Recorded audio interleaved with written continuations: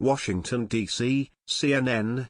44 states have refused the Trump administration's request for certain voter information, according to a CNN inquiry to all 50 states. State leaders and voting boards across the country have responded to the letter with varying degrees of cooperation, from altogether rejecting the request to expressing eagerness to supply information that is public. Kansas Secretary of State Chris Kobach, Vice Chairman of the Presidential Advisory Commission on Election Integrity, which President Donald Trump created by executive order in May, sent a letter to all 50 states last Wednesday requesting a bevy of voter data, which he notes will eventually be made available to the public. The order came months after Trump claimed without evidence that millions had voted illegally in the 2016 presidential election. When states began to express concerns about the legality of his administration's efforts to investigate voter fraud, Trump called them out on Twitter on Saturday, questioning whether they were hiding something. Numerous states are refusing to give information to the very distinguished voter fraud panel. What are they trying to hide? Trump tweeted, "Numerous states are refusing to give information to the very distinguished voter fraud panel. What are they trying to hide?" The information the Commission is seeking includes registrants' full names, addresses, dates of birth, political parties, the last 4 digits of their social security numbers, a list of the elections they voted in since 2006, information on any felony convictions, information on whether they were registered to vote in other states, their military status, and whether they lived overseas. "Whatever a person on the street can walk in and get, that's what we would like," Kobach told CNN's Anderson Cooper Friday. Kobach cited a Pew Center study from February 2012 that called for revisions of state voter registration lists. The Pew Center estimated last year that 1.8 million deceased people are still on the voter rolls throughout the states. They said that's an estimate. They think it's a low estimate. Now, for the first time, we can actually bounce the state's voter rolls against the Social Security Administration's own database to find out how many of those people actually are on the voter rolls, Kobach said. The Kansas secretary also addressed the criticism lauded by several secretaries of state over the past few days that the Advisory Commission seeks to legitimize President Trump's assertions that widespread voter fraud cost him votes last November. First of all, the commission is not to prove or disprove what the president speculated about in January. The purpose of the commission is to find facts and put them on the table. Importantly, it's a bipartisan commission, Kobach said. But the commission, which is chaired by Vice President Mike Pence, seemed to misunderstand voter privacy laws nationwide. Every state that responded to the commission's letter said it could not provide social security numbers, for example. Others said they consider information such as birth dates and party affiliations to be private.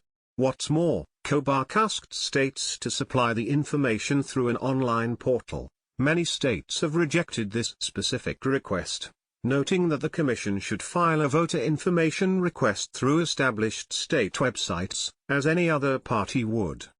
As of Tuesday afternoon, 2 states, Florida and Nebraska, are still reviewing the commission's request. Another 2 states, Hawaii and New Jersey, have not returned CNN's request for comment. And while 6 states are still awaiting a letter from the commission, 4 of them, New Mexico, Michigan, South Carolina and West Virginia, have already pledged not to provide voters private information. Just 3 states, Colorado, Missouri and Tennessee, commended Kobach's attempt to investigate voter fraud in their respective statements. Other states were more critical. 19 openly criticized the commission's request. Mississippi's Secretary of State Delbert Hosemann, also a Republican, took the criticism a step further. 3 state leaders also raised doubts about the integrity of the commission itself, and many questioned the existence of widespread voter fraud. State of play: where do the states stand? Arkansas: we have not yet received a letter. When we do, we will review it, Assistant Director of Communications and Education Chris Powell told CNN Monday, adding, we're keeping an eye out for it. Georgia: The Georgia Secretary of State's office will provide the publicly available voter list, Press Secretary Candace Elbros told CNN Friday. As specified in Georgia law, the public list does not contain a registered voter's driver's license number, social security number, month and day of birth, site of voter registration, phone number, or email address. Illinois, the Illinois State Board of Elections has not yet received the letter, a spokesperson told CNN Monday. Kansas, only publicly available information will be shared with the commission, Secretary Kobach's spokeswoman Samantha Poeta told CNN Friday. Any person in Kansas can obtain it. It is the basic information, name, address, etc., not the sensitive information like last 4 SSN. That information is not publicly available, and therefore it is not part of the request. Massachusetts.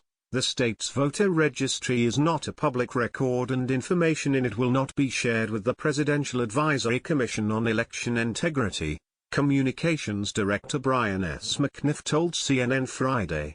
Nebraska, the Secretary of State has not had a chance to review the request submitted, a spokesperson told CNN Monday. New Jersey. No response to CNN.